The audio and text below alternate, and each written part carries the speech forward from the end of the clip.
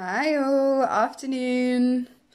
I nearly said good morning then actually. Good afternoon. Afternoon all. How you all doing? How was the weekend? Did you do anything different at the weekend than you would do normally during the week? Hi Sabrin, how you doing? Yeah, did you do anything different? Did anyone stay in their pyjamas all weekend? Because I did. I have to confess, I stayed in my pyjamas all weekend. So today we're gonna look at watercolour painting. Hi Cheryl, just getting my watercolour and paper. No worries, no worries. I'm gonna try and set up my phone in here, which always takes me a little while anyway. So don't worry. Hello from Edith, Rosie and Sarah. Hello, hello. Hello Edith, Rosie and Sarah. Okay, hopefully you guys can see me, which is good. Which is good. So hopefully you guys have all got some watercolour paper. You've all got some paintbrushes and you've all got some watercolour paints and a jar of water. You will need a jar of water as well. So hopefully you guys have got all of those things. I'm going to try and open my live video so I can see your comments again. There we go, there we go.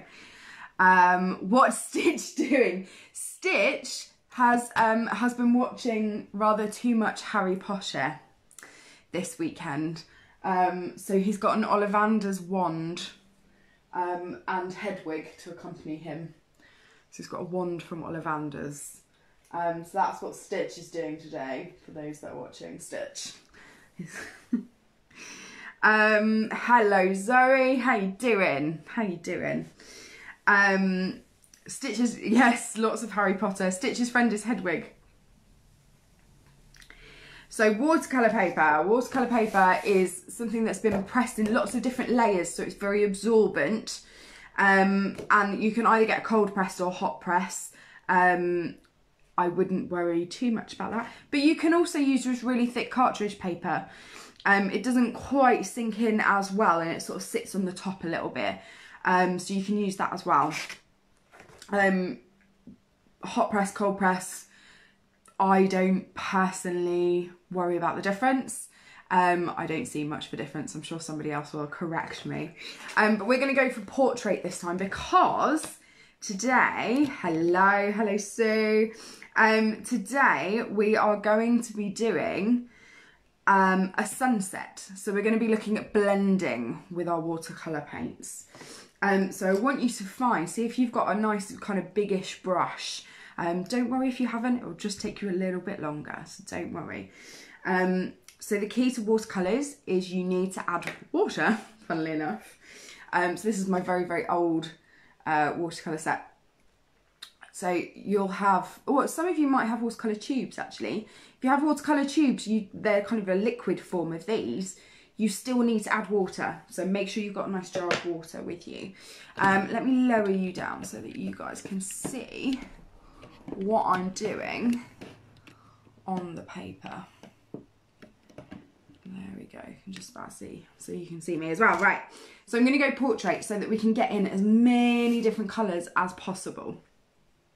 Okay, Lewis and Alfie are in the zone with you. Hi Lewis and Alfie, nice to see you. So I'm going to start with the lightest colour. So when we go for a sunset, I'm going to start with the yellow and we'll get the lightest colour first. So the reason that we start with the lightest colour is because then we go darker and darker. Rather than bringing the dark paint into the light colour paint, we get that nice blending effect of all the different colours going through, so we get through to that dark one. Hi Mum! Okay, so you can see that I'm not adding a huge amount of water because I want this to be quite nice and bright. The more water you add and the less pigment and the less paint you use, the less agitation you give with your brush, the less paint will be there.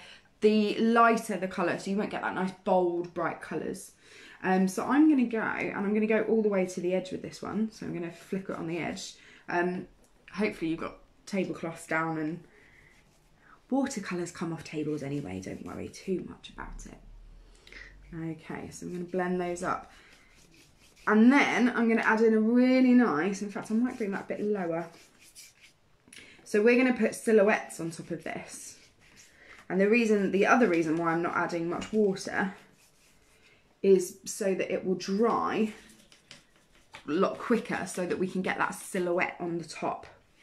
So I'm just bringing in the orange there. Can you see that I've just blended that really nicely?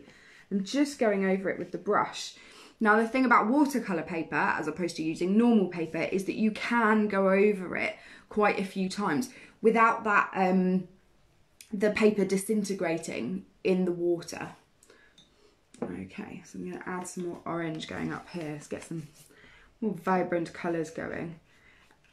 Now you'll notice that sometimes I just put water on. I don't actually put the paint on. So if I find that I've got a lot of pigment on there, so I've put a lot of paint on it, it's nice and bright. In order to blend it, I'll just add a little bit more water to bring that up and also bring it to the edge of the paper as well. Okay. So this way you get to test your rainbow painting skills as well by adding in all those different colours. Okay, so I'm going to go for a nice red now. I'm going to introduce a red into there. You might have different sorts of reds in your sets. Hi Veronica, you've managed to find us, you've joined us. Yeah, you might have different reds in your sets. So sometimes you get a more orangey red, a vermilion red, and then a more scarlet red. So I've got a real pinky red in this set as well, which is going to look gorgeous for our sunset. So I'm just going to add that on there. There we go. Beautiful sunset coming in. I think it must have been playing The Lion King on Friday when we did the drawing to music that made me think of sunsets. How did you guys get on with your weekend challenges as well? I know Lewis and Alfie, I know you're dropping yours off I think today, or you might have dropped yours off already. Okay. So I'm going to move on to a slightly darker red now, a more pinky red.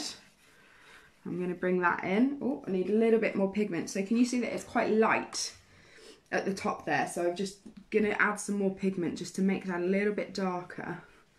And I'm going to add some kind of, I've actually quite luckily got a nice purple in this set. So I'm going to add some purple. If you don't have purple in your set, purple is made up of red and blue, for those who didn't know. So you can just blend the blue into your red, but just really gently, really slowly, so you've not got a harsh line between the red and the blue. There we go.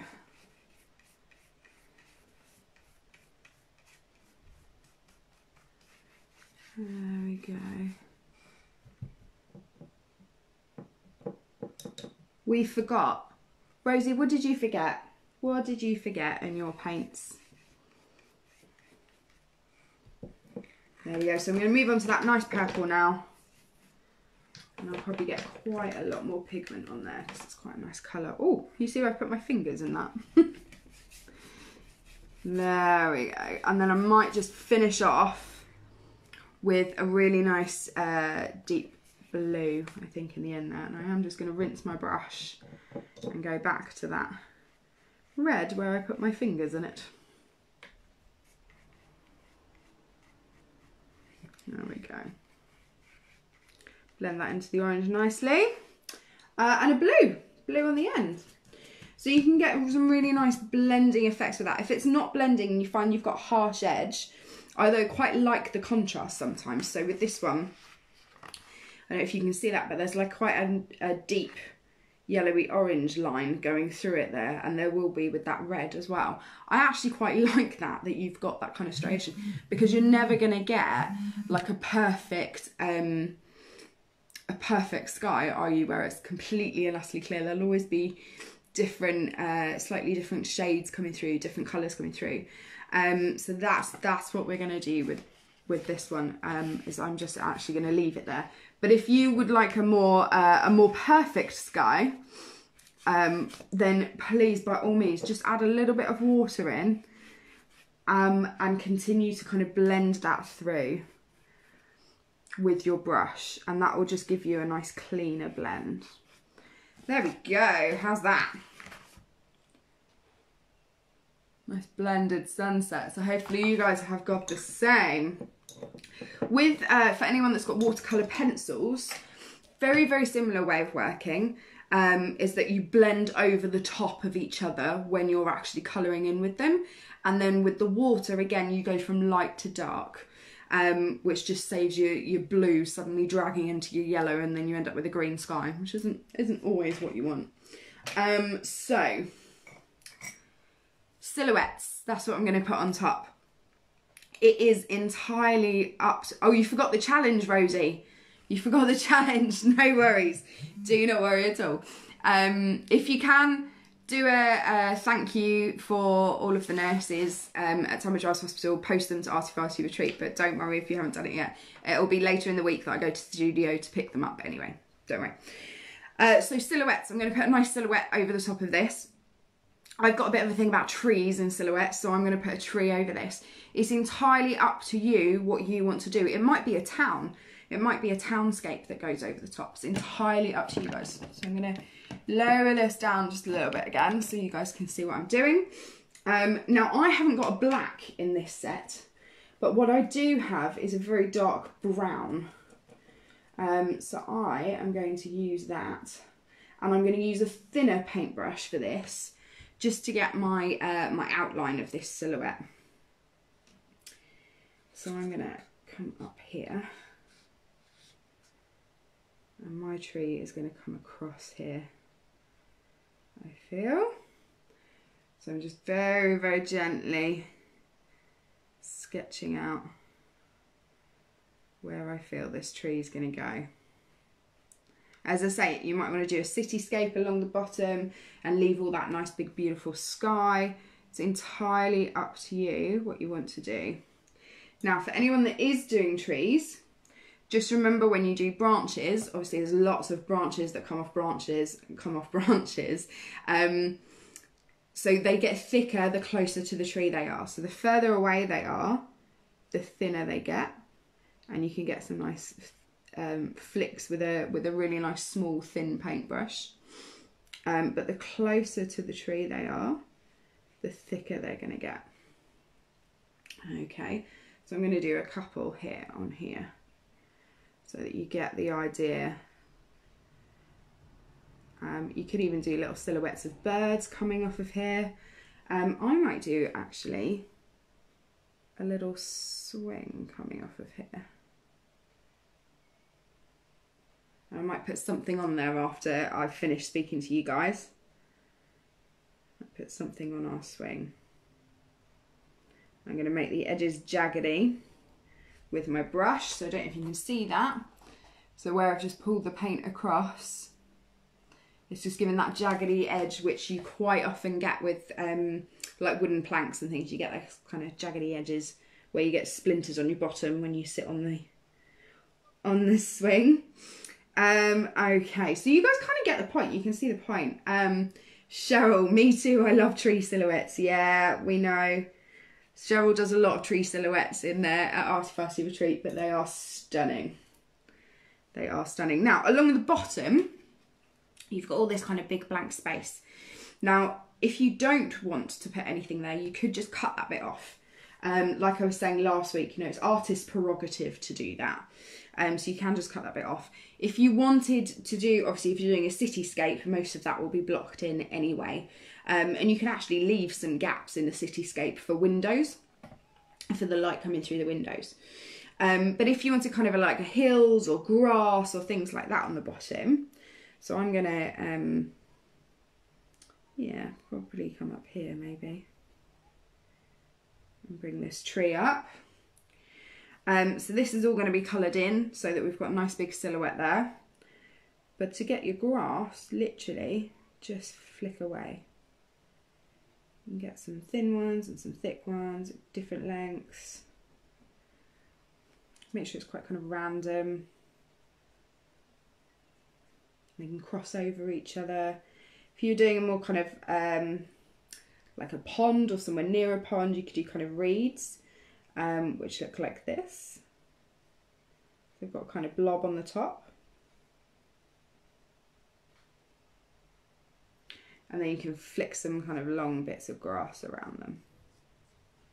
Yeah, so that kind of gives you guys an idea of how to do a sunset, how to do that blending, and then all of this will be blocked in with that colour once I've got all my branches in and everything as well.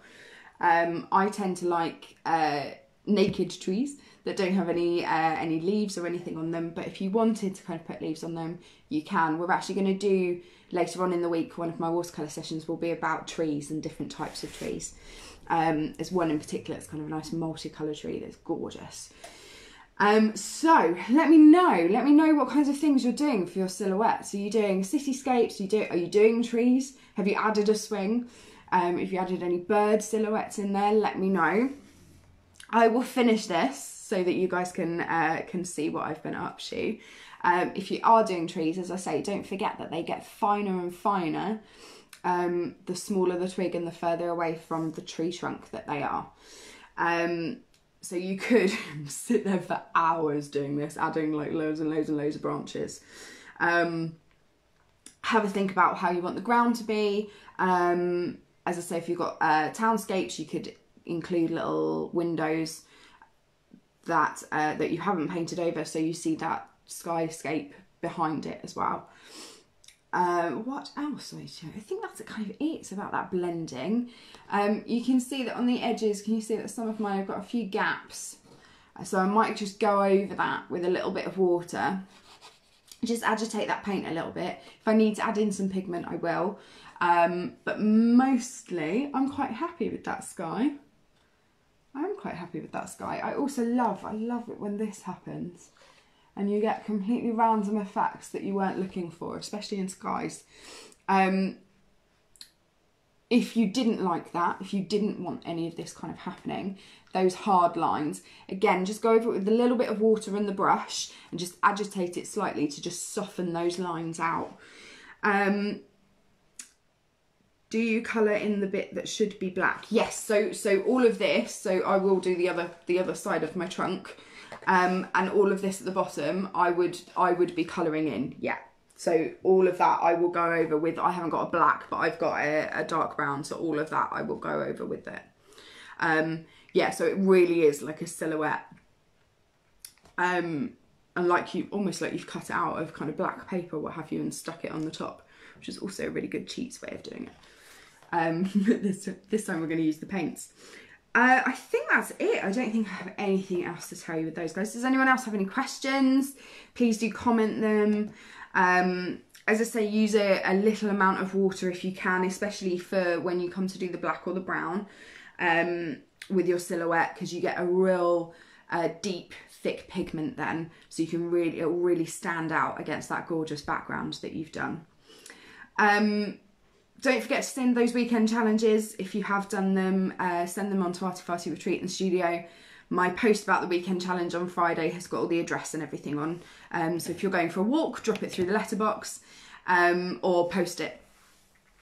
I think that's it. Have fun. Enjoy using the watercolours.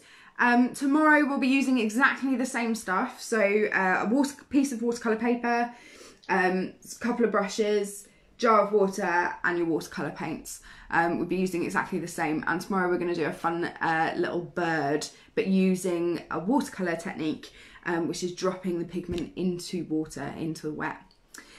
Have fun, please donate if you can, I'll put the link on the video below, and we'll see you soon. Enjoy, enjoy. Have fun. Enjoy the water.